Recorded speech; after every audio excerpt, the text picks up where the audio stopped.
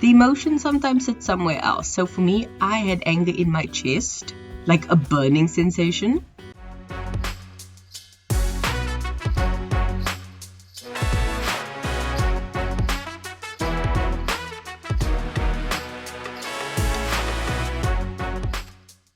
Hello and welcome to Traffic Talks. I hope you are doing well. My name is Pyro. I keep forgetting to introduce myself, so I thought I'd do that this week. But yeah, my name is Pyro and I've been going through a lot recently. I'm not gonna trauma dump, it is okay, but I am gonna give a bit of advice. I seem to be on a roll with that, considering last week's episode. So I thought I'd kind of refer back to an old episode that I did and speak about the next part. So, what am I even saying? Well, if you've been following me for a while, I have spoken about being in survival mode. And yes, sometimes survival mode is necessary just to get through a hectic phase in your life, because that's what you need to do. You just need to survive on the bare minimum to make it through that point in your life. And that's okay. Students with exams, matriculants, people who have just experienced a major setback or are going through something tough, they just need to survive until they can reach an end point and then move on to the next phase. I spoke about that in my survival mode episode. I will leave it linked. But what I wanted to speak about today is the part after survival mode. That part where you can finally just take a deep breath and just exhale and relax for 2 seconds. Because most times we don't realize we need to actually process what has just happened, or else it can affect our health in the long term. So that is what I'm doing today. Sorry for the long intro, but let's jump straight in. When it comes to going through life and different phases, I found that once you have to go through a survival mode phase, there are 2 phases that follow, and people seem to not recognize the middle one. So you have your survival mode as your first phase, you're moving on as your second phase, and you're thriving as your third phase. Because life tends to be a game of highlight reels where people show themselves crying and then thriving. They never really show that cocooned middle phase, and that's what I want to speak about today. Because that's what I've been going through. Which I tend to say that a lot, but it's because I have to keep doing it. It's life. It's not simple. It's not easy. It's fun and messy and crazy, but I would not want it any other way, because what's the point if it's just going to be boring? Like, no thank you. With me, the example I'm going to refer to is my sister's 21st. That was about 2 weeks ago by this point, which is crazy to think about, because not only are we almost at the end of August, people, like, we almost in December, it's almost Christmas. Like, that's where I'm at right now. It's insane. And I'm referring to my sister's 21st party, not because it was full of drama or anything. It was just very last minute, and I was the go-to person for everything, and it caused stress and exhaustion in my life. So these types of things are usually planned in advance. This was not the case, and I had to come help. And survival mode is usually a life event that causes the need for survival mode. And yes, for me it was only 2 or 3 days, but it was a very hectic 2 or 3 days. If you want to just listen to that episode, I will have it linked below just so you can get a better idea. But survival mode can be anything, as I explained. It can be exams that go on for months. It can be something at work that is going on for 3 weeks or 6 weeks, like a sprint. It can be something short term, like this party. But whatever it is, that is your survival mode lifestyle for those whatever time period you are living in. And you are living on the bare minimum in order to survive. So everything that is not directly contributing to your survival gets thrown out. And once we actually strip it down to the bare bones, honestly, what do you need? You just need to eat. Water becomes optional. You need to shower. Skincare becomes optional. You need to sleep, and you can survive on like 3 or 4. You know this. Like, that's all you need. Everything else is redundant and non-existent at this point. And that's sad, because that is how we survive. But once we move on, hence the moving on phase, the first thing we need to do is understand we are no longer in survival mode and try and recall everything that happened. So I always advocate for journaling, reflecting, all those types of things. And if you've been through a survival mode phase, you know you have not journaled in a while. You know you have not opened up that book you've been meaning to read. You know you haven't been using your planner or diary or calendar to its fullest just because it's fluff. It's not necessary. We moved on. That is what happened.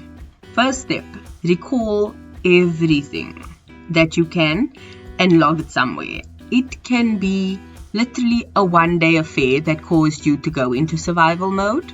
It can be a week-long struggle, or it can be months of just surviving. Whatever it is, write it down with as much detail as you can. Luckily for me, I voice noted a friend this entire fiasco I went through over a 3-4 day period, and I journaled about it Monday night if I'm not mistaken. So I was able to actually recall some things either when I voice noted my friend or when I wrote stuff down and vice versa, just to get the whole story out. Because this is going to help you see it objectively, even if you are a bit biased, but also having it written down, you can kind of take yourself out of the situation and imagine it happening to someone else.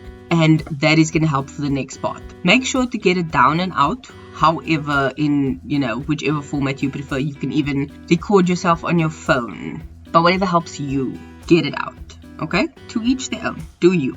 Once you've written it down and you can go over it again, what you want to do is reread, re-listen, re-watch, whatever you chose, and try and feel those emotions you felt going through that situation, and also try and figure out where that emotion sat in your body. For me, I went through various stages of stress because I was tired. So I was just lethargic. I felt it in my legs. They felt heavy. My head was tired because I made a lot of decisions and stress. Like that exhausted me mentally. So I had headaches. I was stressed and tense. So I felt that in like my upper back and shoulders. And having to just run around everywhere. The physical fatigue was one of the ones that actually just killed me, because I was up Friday to do my own hair. Saturday I was doing my sister's hair and making arrangements. Sunday was the party. I was up early getting balloons, stuff like that. Having the party itself like mid-afternoon to early afternoon. After that I still played chauffeur for my sister, and then I stayed up late without a nap to watch the Bond movie because this happened on a Sunday. So I was completely exhausted. So those were just like the light stuff. I was so angry as well, and that sat right in the middle of my chest, because some stuff of physiological, you can feel it, like the headaches you can feel, the back pain you can feel. The emotion sometimes sits somewhere else. So for me, I had anger in my chest, like a burning sensation, because I was rushed. I don't like looking not presentable. I like looking decent. And I wasn't able to properly do my hair. I had makeup I wanted to put on. I couldn't. I was lucky to even be able to change from my running around outfit to my party day outfit, because everything was crazy. I can't even remember if I wore earrings. So I was highly upset that I couldn't even just look presentable for such a big day of my sister, where I had this burning coal of anger in my chest. So take your own time, figure out your own emotions, whether like physical or, more internal, and try and figure out where they are in your body and what they are. Now that you've gathered all your thoughts, your emotions, your feelings, you are sitting with them. Okay, what you are going to do with these emotions in front of you is imagine if this day happened again.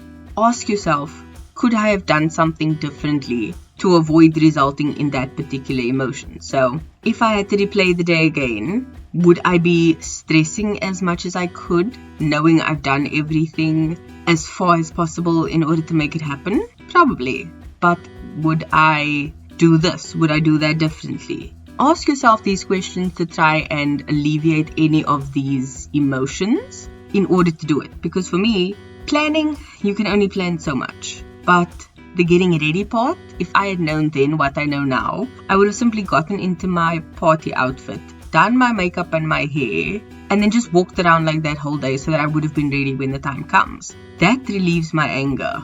I'm fine now.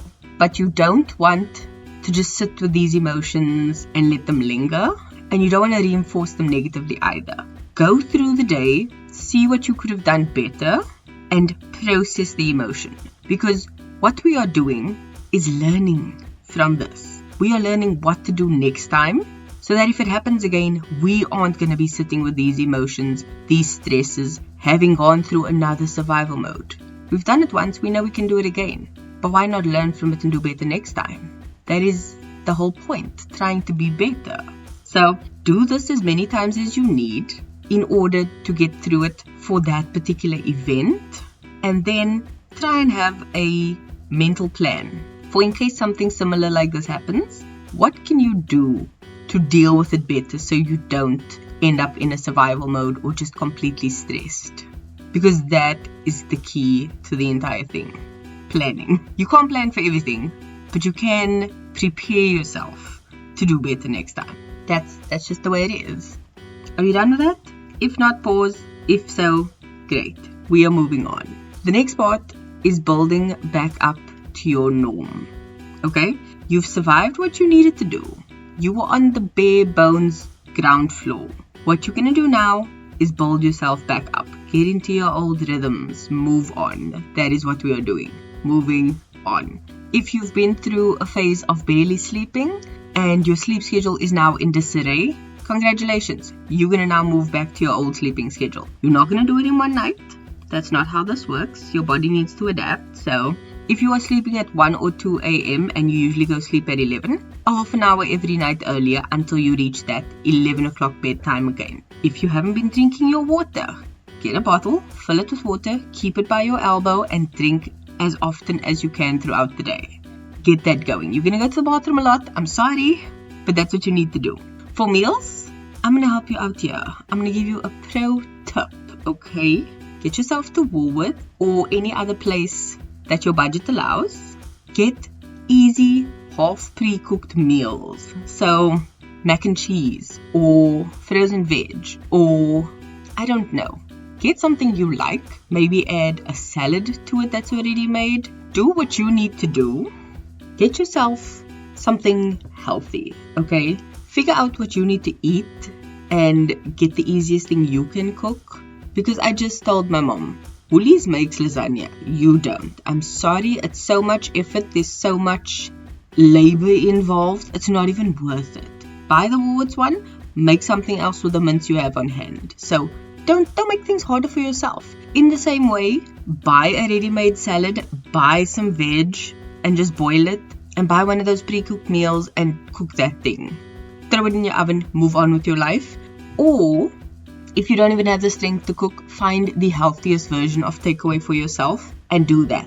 Nando's makes delicious chicken, which is actually chicken. It's not something processed where you can't separate the manufacturer from the actual food. It's a whole actual chicken that they just throw on a fire. Like, get a Nando's, get some healthy sides to go with it. Job done. Or pro tip, their Susati sticks. Always a winner.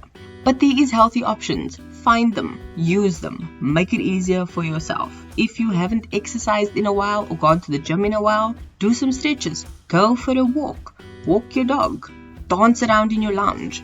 Do something for yourself that's good. If you've exited your survival mode, your back is in its chops, go for a massage. Do some form of self-care for your skin if that's what you need. If you don't like doing any of those things, go watch a movie by yourself or take yourself out for lunch. Because you need to bring the joy, the happiness, the normalcy, and the self-care for yourself back into your life. Because there's no guarantee it's not going to happen again. But what you want when it does is a full cup. You can't give from an empty cup. You need to fill your own cup in order to give to others. So do that. Now, finally, once you are done getting up yourself, your routines, your life back to a state of normalcy where you are doing your things that you usually do, your routines are back in place, your habits are glowing and going, everything is right. What you're going to do now is not actively work on your goals and dreams if you have them already written down, but what you're going to do is think about them. You're going to not plan it out in detail, you're just going to think about it, gently just brush and play with the ideas of what you want going forward. Or if you have them, you're going to envision them, manifest them, imagine them happening to you. It's like laying in bed after having a really good night of sleep, and you don't want to leave your bed, so you just lay like cocooned in the warmth of the blankets. Do that. Just live in this cocoon for like a week or two. Think about what you need to get done, how you want to do it. Maybe there's a project or a task that's a bit more in depth that you want to tackle. Like envision yourself tackling that task slowly but surely, how you can break it down, things like that. Because once you've gotten back to a state of normalcy, you want to cement that. Habits take time to cement. They take time to reinforce and actually become a part of your life again. You don't want to waste that by immediately jumping onto the next thing. So live in that little cocoon for a while. You need to do that. So go do that. And that is how you move on after survival mode. I want to encourage you to thoroughly be gentle with yourself in this process. You've already come through the ringer and the gauntlet. You don't need to be harsh on yourself here. You are not your own drill sergeant. You are your own mother. I don't know if that makes sense. Like, you need to be gentle with this baby now. Like, be gentle, be kind, be calm. Because you don't want to end up back there. Because trying to go from 0 to 100 when your tank is empty is just going to result in burnout. So don't. Take your time. Be gentle with yourself. You don't want to backslide, especially after having gone through the whole process of trying to get better. I mean, think on when last you were at your peak. When was everything really, really good? To the point you're actually like, okay, I'm actually confident in maybe doing a bit more, trying a bit more, doing something new. That's where you want to be again. You want to be comfortable enough to take a new leap. Because the worst thing is thinking you can thrive when you are barely surviving. And if you're surviving, you cannot thrive. That is just how it goes. You can't do two opposing things.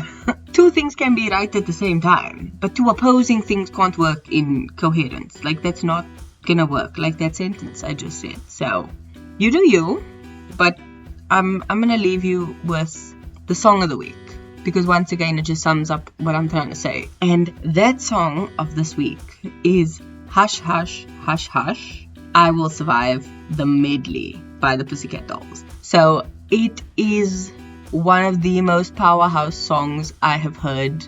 I cannot think of a better song to summarize this episode, because she sings a line and she's like, I grew strong and I learned to carry on.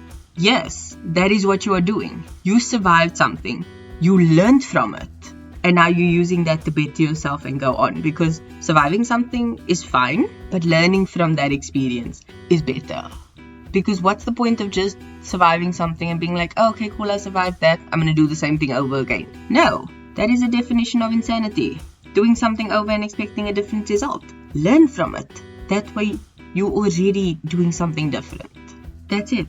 Do better, as I always say. You can leave a comment on this long-winded episode. I'm so sorry. I will try and shorten it next week. I just feel very passionate about what I'm saying. But yeah.